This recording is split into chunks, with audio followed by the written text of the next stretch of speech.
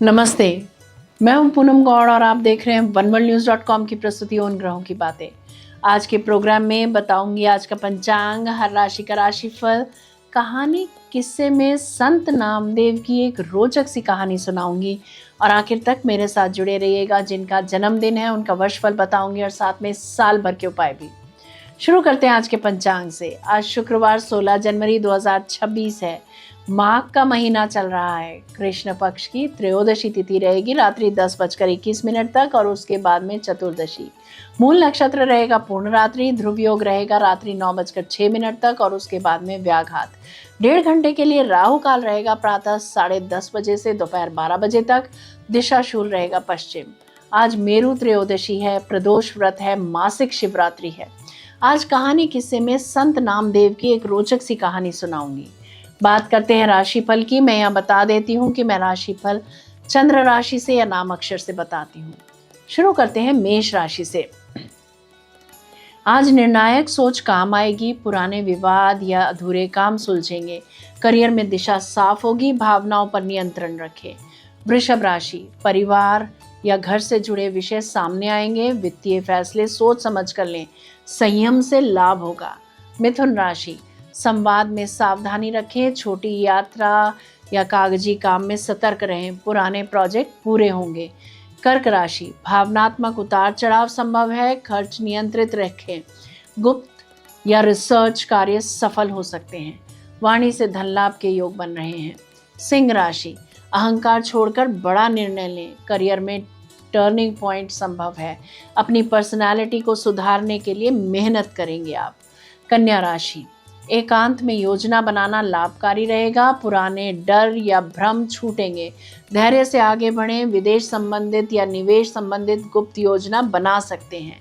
तुला राशि, मित्रता नेटवर्क में छटनी हो सकती है। सच्चे सहयोगी साथ रहेंगे। नए लक्ष्य तय होंगे। बड़े भाई बहन से लाभ होगा। वृश्चिक राशि, करियर में बड़ी जिम्मेदारी संभव है। साहस रखें। प्रतिष्ठा में वृद्धि होगी। धनु राशि, दृष्टिकोण बदलेगा। शिक्षा, यात्रा या अध्यात्म से लाभ होगा। पुराने विचार छोड़ेंगे। मकर राशि, वित्तीय पुनर्गठन का दिन रहेगा आज का। कर्ज या बकाया निपटाने का संकेत मिलता है। भावनात्मक संतुलन बनाए रखें। कुंभ राशि, साझेदारी में निर्णायक बातचीत रहेगी। स्पष्टता रखें। भविष्य मजबूत होगा। मीन राशि, दिनचर्या और स्वास्थ्य पर ध्यान दें। अनुशासन से सफलता हाथ लगेगी। छोटे सुधार बड़े बड़े परिणाम देंगे। ये था राशि का राशिफल। बात करते हैं कहानी किस्से की। 13वीं शताब्दी की बात है। महाराष्ट्र की पावन भूमि संतों के चरणों से सुशोभित थी। इन्हीं संतों में एक सूर्य समान तेजस्वी नाम थे संत नामदेव, जो बचपन से ही भगवान विट्ठल की भक्ति में ऐसे रमे थे कि संसार उन्हें पागल समझने लगा था। पर वे तो प्रेम की उस अवस्था में थे जहाँ भक्त और भगवान में कोई भेद नहीं रह जाता। एक दिन संत नामदेव की सभा जुटी थी। ज्ञान और भक्ति की गंगा बह रही थी। तभी भीड़ में से एक जिज्ञासु शिष्य उठा। उसके मन में एक ऐसा प्रश्न था जो आज भी हम सबके मन में उठता है।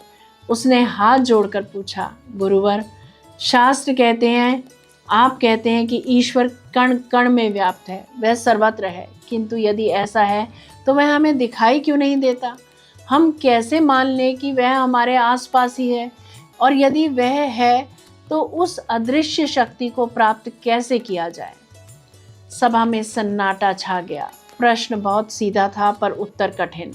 संत नामदेव मंद मंद मुस्कुराए। उन्होंने उपदेश देने की बजाय एक प्रयोग करने का निर्णय लिया। उन्होंने एक शिष्य को आदेश दिया, वत्स, 1 लोटा जल और थोड़ा सा नमक लेकर आओ। शिष्य तुरंत सामग्री ले आया। सभी सोच रहे थे कि ईश्वर के प्रश्न का नमक पानी से क्या संबंध। नामदेव जी ने कहा, पुत्र, इस नमक को पानी में डाल दो और अच्छे से मिला दो। शिष्य ने वैसा ही किया। नमक पानी में घुल गया। संत ने पूछा, क्या अब तुम्हें इस पानी में नमक दिखाई दे रहा है? शिष्य ने ध्यान से देखा और सिर हिलाया, नहीं गुरुदेव, नमक तो अदृश्य हो गया। संत ने फिर कहा, अच्छा, अब जरा इस पानी को चख कर बताओ। इसका स्वाद कैसा है? शिष्य ने पानी चखा और बोला, गुरुदेव, पानी खारा है, इसमें नमक का स्वाद है। अब नामदेव जी ने अगला निर्देश दिया, इस लोटे को अग्नि पर रख दो और पानी को उबलने दो। पानी उबलता रहा, धीरे धीरे सारा पानी भाप बनकर उड़ गया।